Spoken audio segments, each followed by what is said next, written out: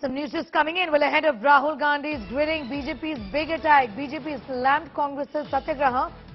For Rahul, Shehzad Poonawalla says, third episode of National Herald Money. BJP's first family of corruption barb at Gandhi's being made by Shehzad Poonawalla of the BJP. Amit Bharadwaj is getting us more details. The BJP, of course, is taking on the Congress on this issue, given the manner in which they've come together in support of Rahul Gandhi, who's not even the president of the Congress. But this is what they're saying, that the party is all about one family. Okay, I'm going to come back to you, Amit, in a bit from now, going straight to Shehzad Poonawalla. Also, for more on that, Shehzad, you have in fact put out that tweet and you and your party have been at it. Here the Congress says, what's wrong in rallying behind your leader? Would the BJP have not done the same? Not rallying behind a leader or a cause. This is rallying behind corruption. It's Jashan Bhrashtachar. It is not Shakti Pradarshan, it is Bhrashtachar Ka Bhakti Pradarshan. And this is the third episode of the National Herald money heist. This money heist that was done of 2,000 crores by this first family of corruption. I have asked 10 questions that this first family of corruption is not answering. And Rahul Gandhi also, as per news reports, is being evasive in the ED questions. First question. Why are you being evasive, Rahul Gandhi? Second question, why did you use young Indians as a sham or a cloak to acquire 2,000 crores of AGL's property? Is this not a finding of the trial court and the High Court? Are these court findings vendetta?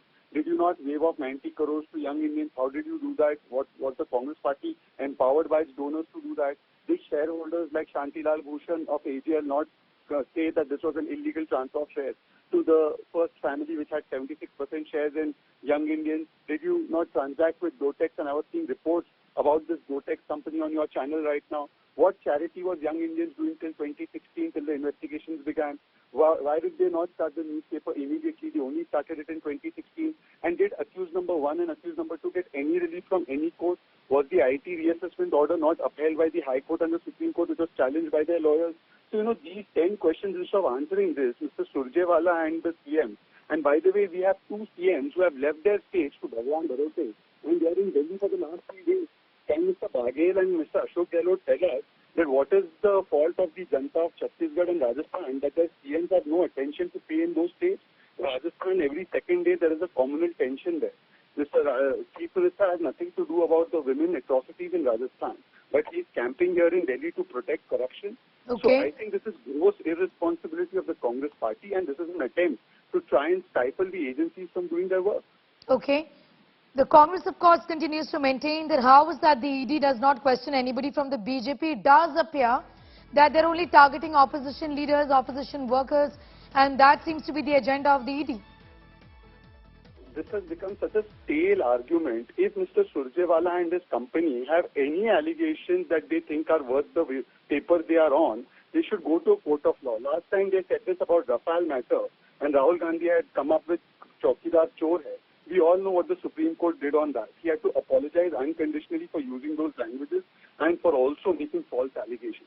So I challenge Mr. Surjewala, whatever evidence he has against any of the leaders of the BJP on which he thinks action is not being taken, instead of doing press conference every morning, he should go to court right away. I request him to go to court today, tomorrow, and get the required orders done if the agencies are not listening.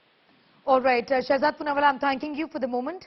And thank you for connecting with us and sharing your views with us. Of course, we'll also wait for a reaction and for the Congress to join in to tell us what they think about what the BJP has in fact been saying. Amit Bharadwaj continues to be with us.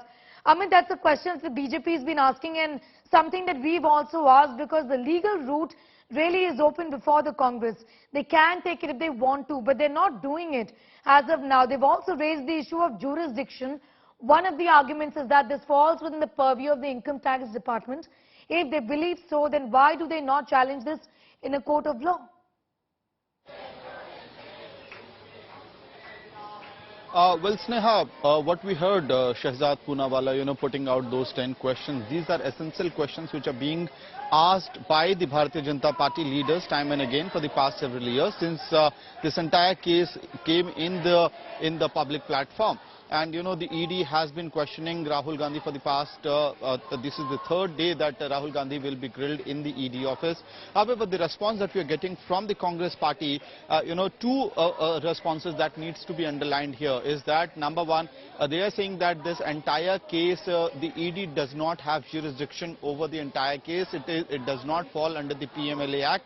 Rather, this should be investigated by the Income Tax Department. So that is the argument of the Congress party. The second argument that has been given out by Congress party senior leader Mallikarjun Kharge, speaking to India Today, he had said that, he had in fact rejected the media reports where it was said that as per ED sources, Rahul Gandhi has been evading questions. He has been evasive during the several hours of questioning. Mallikarjun Kharge told India Today that, Rahul Gandhi did not evade any questions. Rather, he had responded to every question that he was in know-how of, and the information which was not with him. Normally, the ED should have, followed the modus of SOP in that particular case, that is giving written questions, and Rahul Gandhi would have responded with written answers, because it is not possible for an individual to be ready and prepared with each and every question that is being posed to him during any investigation. So these are the two central arguments being given out by the Congress party. One more important thing, Sneha, which is coming out today, is that you have two chief ministers from the Congress party, Ashok Gehlot and Bhupesh Baghel. They are not only talking about how the investigative agency is grilling their leader, Rahul Gandhi, the former president of the Congress party, but they are also trying to raise questions on this, condition of the country as far as social harmony is concerned. So clearly, if you have BJP pinpointing at the question of ED, at the question of National Herald, at the question of allegations that are being posed against Rahul Gandhi, you also have the Congress party leadership such as Ashok Gehlot and Bhupesh Baghel, trying to train their guns at the Bharatiya Janata Party. Well, they've been doing that, and they've also asked, where is the FIR? Some of these questions are being asked by the very senior leaders who've been seen on the streets as well, along with Congress workers like P. Chidambaram, for example, asking where is the FIR in this entire matter. That's only one point that the Congress has raised. There are quite a few. We'll talk about that. Amit, thanking you for the moment.